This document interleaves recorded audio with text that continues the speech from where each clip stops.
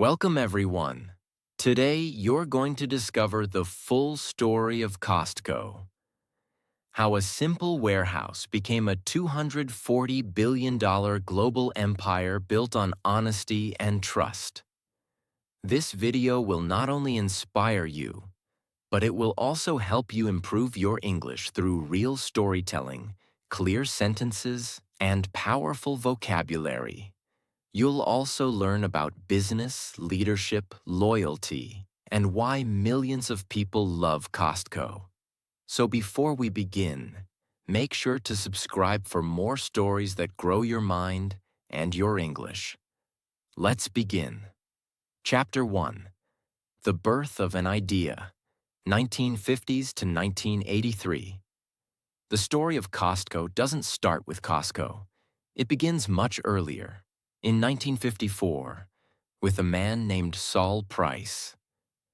Saul Price was a lawyer from San Diego who didn't come from a rich family, but he had a strong sense of justice and fairness. He believed that business shouldn't be about tricking people. It should be about honesty and value.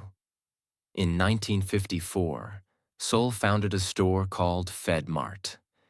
It was one of the first stores in the U.S. to use the membership model. Customers had to be part of a group, like government workers, to shop there. But FedMart was more than just a discount store. It was a revolutionary idea. No fancy advertising, no unnecessary decorations, just bulk products sold at low prices inside a warehouse setting. It looked unusual, but it worked. FedMart grew fast. People loved it. But years later, after Saul lost control of the company, he left and started something even bolder. In 1976, Saul Price, now in his late 50s, started a new store called Price Club in San Diego, California. This was the real beginning of the model that would later become Costco. Price Club was different from any store in the country at that time. The store was in a converted airplane hangar. The products were sold in bulk, meaning large quantities. Customers had to pay for membership to shop. There were no ads, no decorations, no music, just concrete floors, metal shelves, and big packs of useful things. But what shocked the industry was this. Price Club sold items so close to the actual cost that it barely made profit on products. It made its money from the membership fees, not from overcharging. At first, it was created for business owners only. Small restaurants, offices, and local shops came to Price Club to buy things in bulk. But something unexpected happened. Everyday families started asking for membership too. They wanted lower prices, bigger savings. No nonsense. Saul Price agreed, and the business exploded in popularity. While all this was happening in San Diego, a young man named Jim Sinegal had started working in the retail business. He had started his career at FedMart, the same company Saul Price had started. Jim was humble, hardworking, and deeply inspired by Saul Price's values. He believed in treating customers fairly, keeping prices low, keeping things simple, respecting employees. Jim worked for years under Saul Price, learning every detail about how ethical warehouse retail worked. Later, he also worked at Price Club, gaining more experience. But in the early 1980s, Jim Sinegal met another man, a wealthy businessman named Jeff Brotman from Seattle. Jeff had a vision. Jim had the experience. Together, they were about to create something massive. In September 1983, in Seattle, Washington, Jim Sinegal and Jeff Brotman opened the very first Costco warehouse. It was built on the same core idea as Price Club, but with a few changes. They allowed both businesses and individual customers to join. They had even fewer products than other stores, focusing on best quality plus low prices. They introduced the Kirkland signature idea later on. We'll get to that. They kept everything efficient, clean, and fast. Costco was not created by marketing experts. It was created by a team who believed in fairness, logic, and long-term loyalty. What Costco offered in 1983: a membership fee of $25 per year, concrete floors, industrial shelves, large items like toilet paper, cereal, TVs, diapers, frozen food, staff that were paid better than average, zero advertisements, bulk packages, free samples, a new kind of shopping experience. Customers were curious. Some didn't understand it at first. But those who walked in saw the savings and never looked back. In just a few months, the first Costco was a success. By the end of 1984, there were 9 warehouses. By 1985, there were more than 15. The company began expanding across the west coast of the United States: Oregon, California, Arizona. The growth was slow compared to today's startups, but very strategic and careful. Jim Sinegal believed in getting every detail right before opening new stores. We're not trying to be the biggest. We're trying to be the most trusted. That mindset became the DNA of Costco. Meanwhile, Price Club was still operating, and it was also doing well. But in the early 1990s, it faced some problems, including management issues and financial challenges. Instead of becoming rivals, Costco and Price Club made a bold move. They merged. In 1993, the two companies combined under the name Price Costco. It was the perfect match. Same values, same vision, same structure. Saul Price's model and Jim Sinegal's leadership united. Here's what happened. Price Club had around 94 locations in the US and Canada. Costco had about 77 locations, mostly in the western US. Together, they now had over 170 warehouses, thousands of employees, and millions of members. But merging two companies isn't easy. There were different management styles, different supplier contracts, different systems, and different visions. Behind the scenes, there were quiet disagreements between Saul Price's family, who founded Price Club, and Jim Sinegal's team at Costco. They all respected each other. But they had different ideas about how fast to grow, how to handle operations, and who should lead. Eventually, the two sides peacefully separated again. The Price family went on to start Price Smart, a separate international business, and Costco became the final name of the unified brand. From that point forward, it was clear Jim Sinegal was in charge. After 2 years of operating under the mixed Price Costco brand, the company officially changed its name in 1995 to Costco Wholesale Corporation. This was more than just a rebranding. It was a message to the world that this company was serious about wholesale, that it would now grow with one identity, and that Jim Sinegal's vision would lead the way. Costco began streamlining operations, creating a single buying team, consolidating warehouses, and training managers under one system. This set the stage for Costco's next phase: nationwide domination. By the mid-1990s, retail giants like Walmart, Kmart, and Target were everywhere. They had thousands of stores. They advertised nonstop. They sold everything from clothes to candy. Costco was smaller, but different. Jim Sinegal knew, we don't want to be everywhere. We just want to be trusted wherever we are. So Costco opened new locations slowly, focused only on high-performing cities, used data to understand what members wanted, built large warehouses in areas where families and businesses could shop together. And because every new store was carefully planned, almost every location was profitable within a year, something very rare in retail. If you walked into a Costco warehouse in 1996, here's what you'd see. Tall shelves stacked with massive boxes, one or two options per product, not 20 brands, just the best value.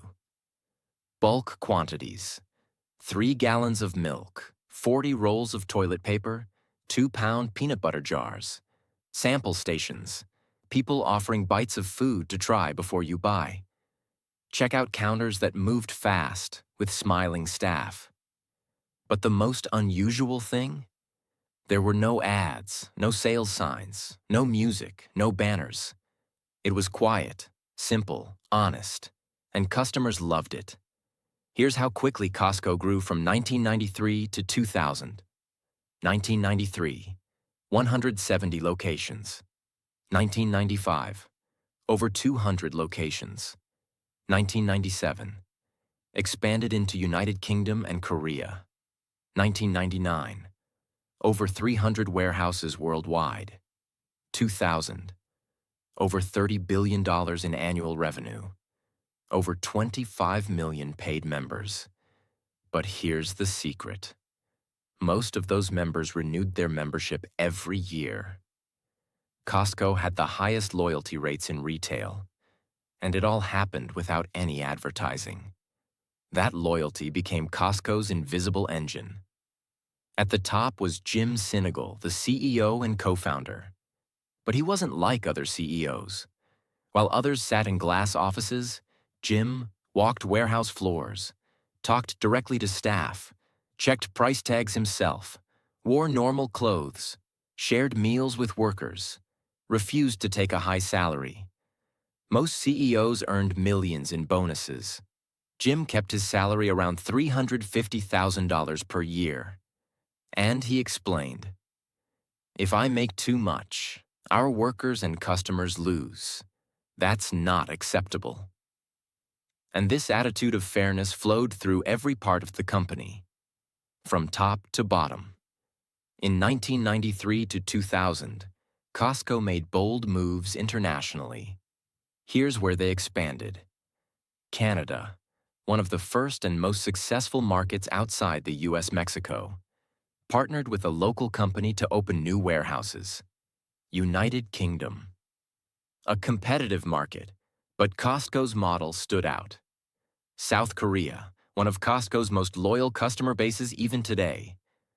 Taiwan, a small but powerful presence. But Costco didn't rush. For every country, they studied the local culture, changed packaging sizes if needed, trained local employees, kept the same values and model everywhere. That discipline made sure Costco never lost its identity, no matter where it went. Let's be clear. The 90s were not easy.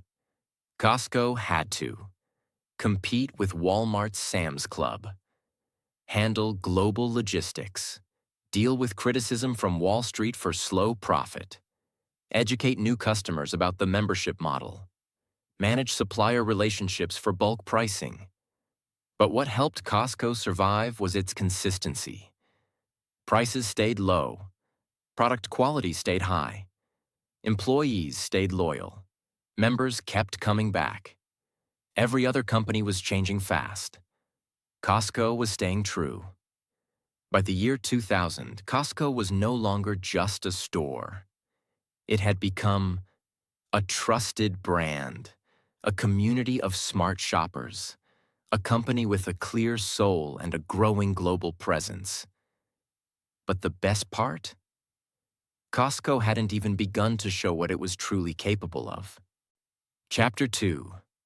Surviving the Storms. Costco in the 2000s and the Great Recession, 2000 to 2010. As the world entered the 21st century, everything was changing fast. The internet was growing. Shopping malls were everywhere. New online businesses like Amazon were starting to rise. Big retail giants were fighting for control, and Wall Street was watching every company, expecting higher profits every quarter. For most businesses, this meant one thing: grow fast, earn more, cut costs, go digital. But Costco stayed calm. It didn't rush, it didn't panic, it didn't try to be trendy. Instead, it focused on the same four pillars it always believed in: low prices, bulk quality, member loyalty, honest business. And during this decade, Costco would face its biggest test: surviving the Great Recession, the biggest global economic crash since 1929. Let's walk through every major event and decision from this era. In the early 2000s, Costco was not trying to dominate headlines. It was doing what it always did best: opening warehouses one at a time, watching customer habits, building long-term relationships with suppliers, improving member experience, and ignoring the noise around it. But retail was changing. Companies like Walmart were growing aggressively. Amazon was becoming a serious online threat. Target was winning middle-class shoppers with attractive branding. And Sam's Club, Walmart's warehouse model, was trying to beat Costco at its own game.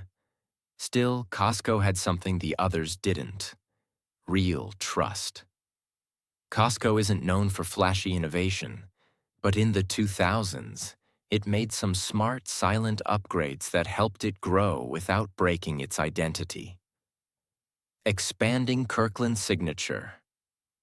The Kirkland Signature brand became a major focus in the 2000s. It had started in 1995, but now Costco expanded it to wines, organic products, clothing, health supplements, baby products, even luxury items like Kirkland Signature French vodka, comparable to Grey Goose. People realized Kirkland means premium, without the premium price. Kirkland was not just a store brand anymore. It became a symbol of smart shopping. Pharmacies, gas stations, and optical centers. In this decade, Costco also began adding pharmacies with low-cost generic medications, optical services for affordable glasses, gas stations near warehouses, offering cheaper fuel for members. These extra services made the membership even more valuable and kept people coming back for more than just groceries. Food court favorites. Costco's food court became famous, especially for the $1.50 hot dog and soda combo, a price that hasn't changed since 1985. Large, affordable pizza slices, chicken bakes, churros, and soft-serve ice cream. It became a tradition. Shop in bulk, eat a cheap meal, go home happy. During this time, Jim Sinegal was still the CEO, and his leadership was as humble as ever.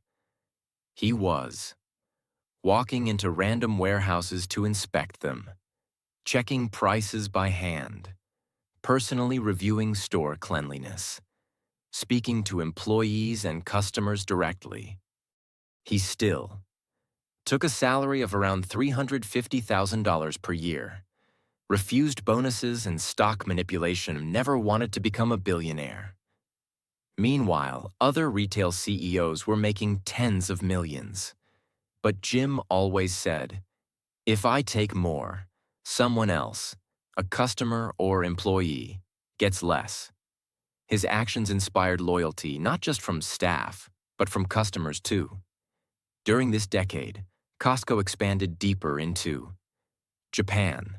First store opened in 1999, grew significantly in the 2000s. South Korea. Costco became a favorite among Korean families. Taiwan, the UK, Mexico, with over a dozen locations by 2010. Each new country came with its own challenges, different product expectations, cultural shopping habits, packaging sizes, language barriers. But Costco did what most American companies failed to do. It respected each market. It didn't push U.S. habits. It learned from locals, and it kept its pricing model honest. Now comes the turning point. In 2008, the world economy collapsed. Major banks failed. Millions lost their jobs. Housing markets crashed. People stopped spending. Businesses shut down. For most companies, this was a nightmare. But for Costco, it was a moment of truth. Here's why. During the Great Recession, people needed lower prices, basic products in bulk, a company they could trust. Costco delivered all three. While luxury brands suffered, Costco's warehouses were still full of shoppers. Families came too. Buy affordable food for the month. Get cheaper medications at the pharmacy. Use their membership for gas savings. Get better deals than traditional grocery stores. And guess what? Costco's membership renewals stayed high. Sales stayed surprisingly strong. Employees were not laid off. The hot dog combo still cost $1.50. Here's a true moment that defined Costco's soul. In 2009, an executive suggested to Jim Sinegal, "Should we increase the price of the hot dog combo to $1.75 or $2? Jim replied, "If you raise the price of the hot dog, I will kill you. Figure it out." And they did. Instead of raising the price, Costco built its own hot dog production facilities, cut costs through smarter supply chain management, protected the price to protect customer trust. This wasn't just about food. It was about principle. Let's look at the numbers. Most retailers saw a drop in revenue. Costco still earned $71 billion in 2009, up from $64 billion in 2007. Membership renewals remained above 85%. Employee turnover stayed low. Stock prices recovered faster than most retail companies. This proved that Costco wasn't just surviving, it was winning through trust. During this decade, Wall Street kept asking, "Why aren't your profits higher? Why not raise prices like Walmart? Why pay employees so much?" Costco kept saying, "Because it's the right thing to do." They focused on long-term customer relationships, employee loyalty, ethical margins, word-of-mouth marketing. While other companies were chasing quarterly earnings, Costco was building lifetime loyalty. Between 2000 and 2010, Costco faced massive economic changes, survived the Great Recession, expanded globally, strengthened its core identity, and proved that honest business still works. While the world was focused on speed and greed, Costco showed the power of patience, discipline, simplicity, service. Chapter 3. A New Era. Costco. After Senegal and the digital expansion, 2011 to 2020. The year is 2011. Costco is bigger than ever. Over 600 warehouses, more than 55 million members, nearly $90 billion in annual revenue, a cult-like customer base. But something major was about to happen. Jim Sinegal, the co-founder and CEO, was stepping down. After decades of humble leadership, hands-on store visits, refusing to take a massive salary, and building a culture of honesty, Jim decided it was time to pass the torch. Many people inside and outside the company quietly asked, "Can Costco continue without Jim Sinegal?" The answer would soon become clear. The man chosen to become the next CEO was W. Craig Jelinek. He was not a celebrity CEO, not a flashy business speaker, not a social media name, but he was someone who had worked at Costco since 1984, managed stores, handled operations, understood the culture, learned directly from Jim Sinegal. shared the same values of humility, logic, and long-term trust. This was not a new direction. It was a continuation of the same philosophy, just with a new face at the top. And the transition was smooth. Jim didn't leave in anger or disappear. He stayed on the board and offered guidance. But Craig Jelinek now held the wheel, and Costco was entering a new world. From 2011 onward, retail entered a different battlefield. This was no longer just about price versus quality, physical stores versus bulk deals. Now the game had new rules. 1. E-commerce was exploding. Amazon had become a monster. People were ordering everything from toothpaste to TVs online. 2. Mobile apps were rising. Customers wanted convenience at their fingertips. 3. Speed became the new expectation. 2-day shipping, next-day delivery, same-day pickup. 4. Big data and personal ads were now guiding consumer behavior. Companies tracked every click, every habit. 5.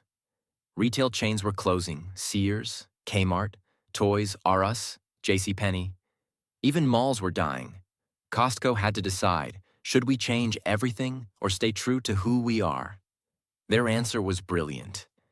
We'll adapt, but we won't sell our soul. Costco had already launched Costco.com in the 2000s, but now they began to invest quietly and carefully in e-commerce growth. But they did it differently. No spammy ads, no fake countdown timers, no deal of the hour pressure. They just offered bulk products, Kirkland items, appliances, furniture, electronics, and easy delivery options. By 2020, Costco's e-commerce sales crossed $10 billion per year, without ever shouting about it. They also launched mobile apps, online photo centers, digital pharmacy services, and business delivery tools. And yet, 90% of Costco's sales still came from the physical warehouse because people trusted the in-store experience more. During this time, Costco also became known for cheaper gas stations, often 10 to 20 cents less per gallon. Affordable pharmacy services, especially for members without insurance. Costco Travel, offering vacation packages, rental cars, and hotel deals. These services made the membership more valuable than ever before. Many families now said, I save more on gas and prescriptions than I pay for membership. Costco's $4.99 rotisserie chicken became legendary. They refused to raise the price, even as chicken costs rose. So in 2019, Costco made a bold move. They built their own chicken processing plant in Nebraska. Why? To control the cost of their most popular item, to ensure quality, supply, and animal welfare, and to protect customer trust again. This wasn't just about poultry. It showed how deeply Costco understood long-term thinking. Here's how Costco grew during this decade. Warehouses, 2011, 592. 2020, over 800. Revenue, 2011, $88 billion. 2020, $166 billion. Paid members, 2011, 55 million. 2020, 98 million. Membership renewal rate, US and Canada. Consistently 90% or higher. Global presence. Expanded into France, Spain, China, Iceland. Kirkland signature brand. Sales. Crossed $40 billion in annual revenue.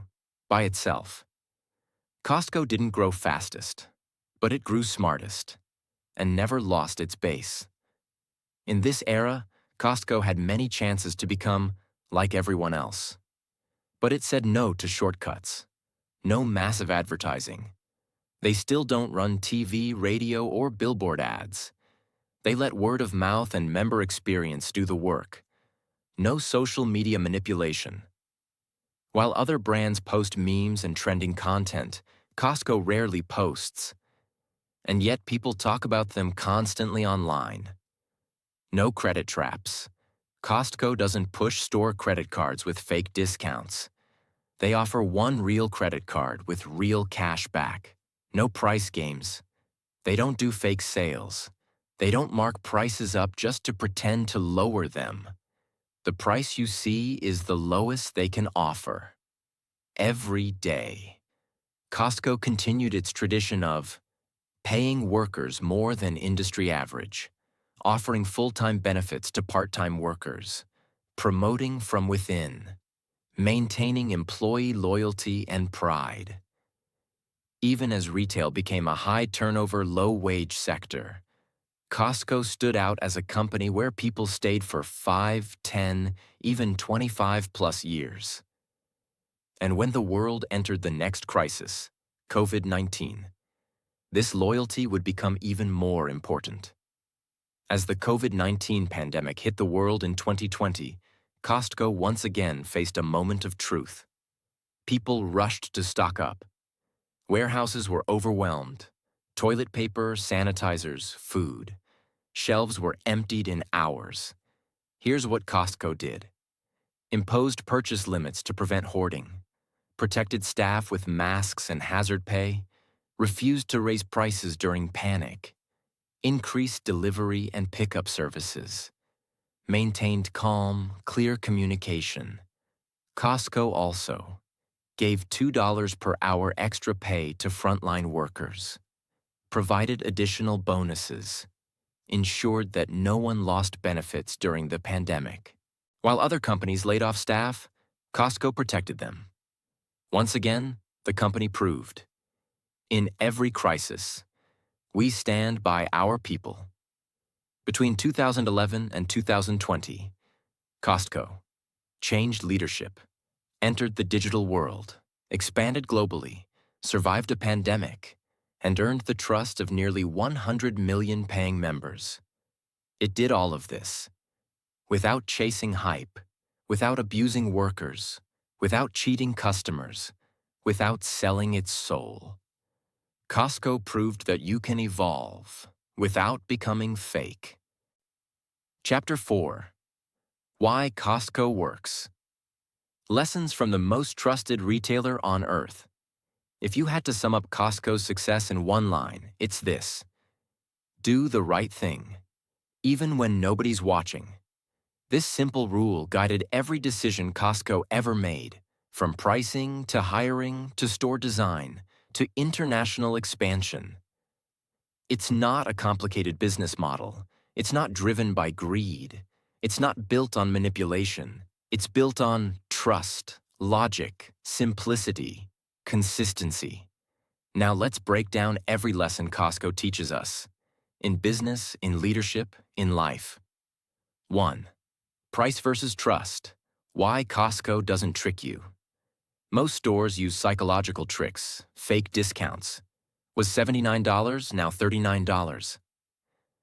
Inflated prices, then fake sales. Limited time offers that never end. Overpriced packaging. Costco says, we won't do that. They follow a pricing rule called capped margin pricing. That means they only add 10% to 15% markup on most items. They don't raise prices just to make more money. They make most profit from membership fees, not product markups. Why is this powerful? Because customers feel safe. They know they're not being fooled. That kind of trust takes years to build, and Costco has mastered it. Simplicity wins. Fewer choices, better decisions. At a normal supermarket, you might see 40 types of toothpaste, 60 types of cereal, 100 brands of shampoo. Costco says, we'll give you just 2 or 3 of the best options. That's it. Most Costco warehouses carry only about 3,800 products, while Walmart may carry over 100,000. Why? Because too many choices confuse people. Less variety equals lower inventory cost. Fewer options equals faster shopping. Bulk orders equals cheaper prices. And because everything in Costco is curated, customers know if it's here, it's been tested. It's worth it. This makes shopping smarter, faster, and less stressful. Kirkland Signature, the power of private trust. Costco's private label, Kirkland Signature, is not a cheap store brand.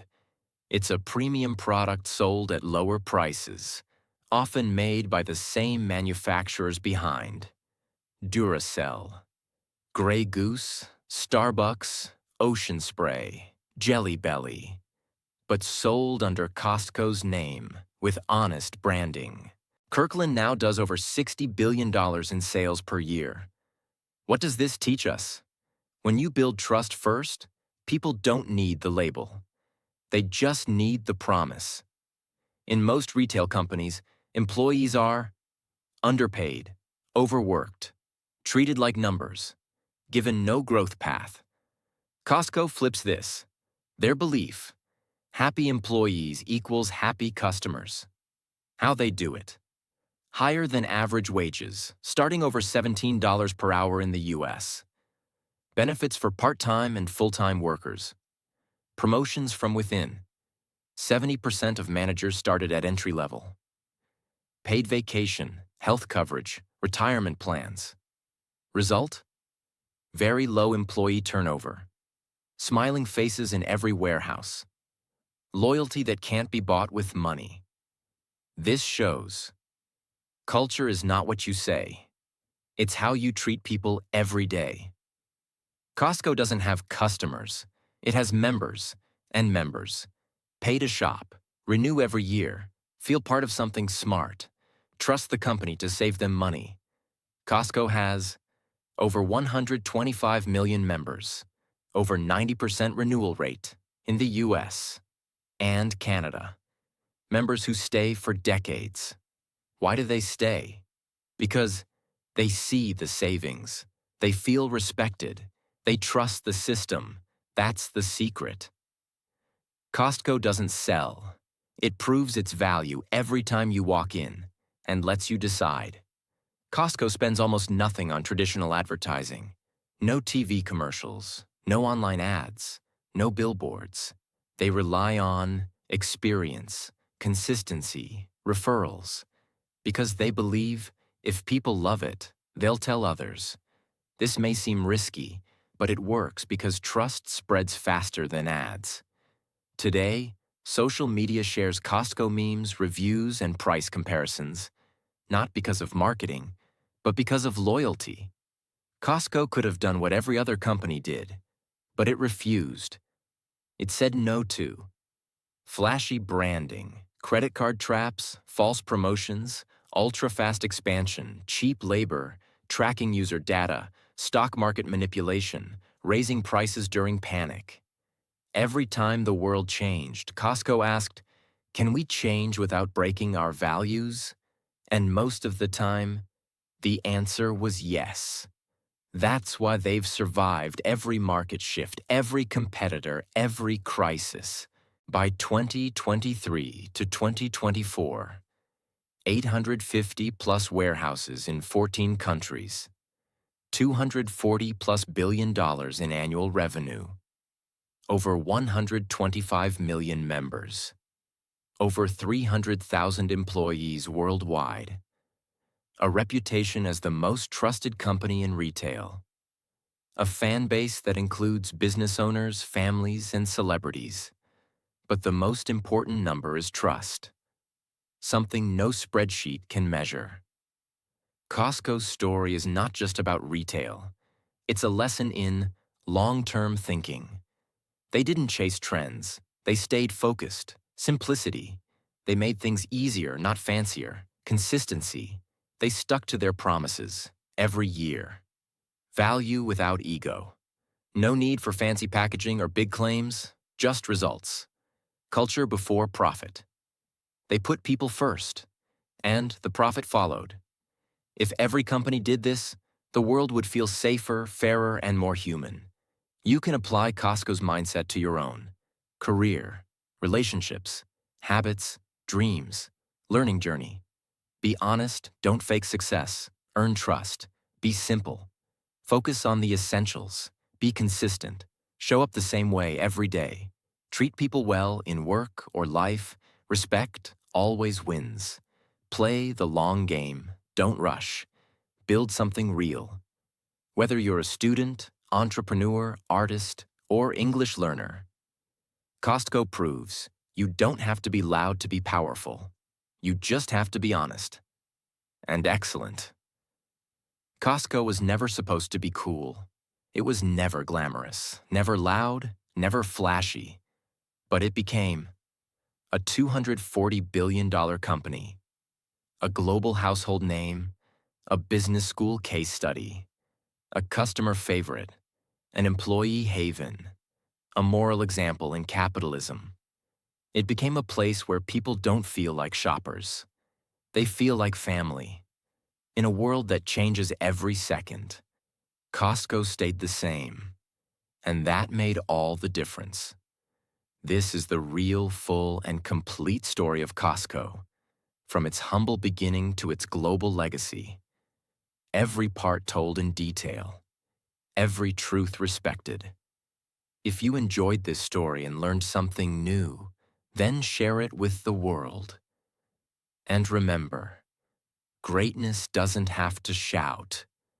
Sometimes it looks like a warehouse with concrete floors, low prices, and loyal hearts.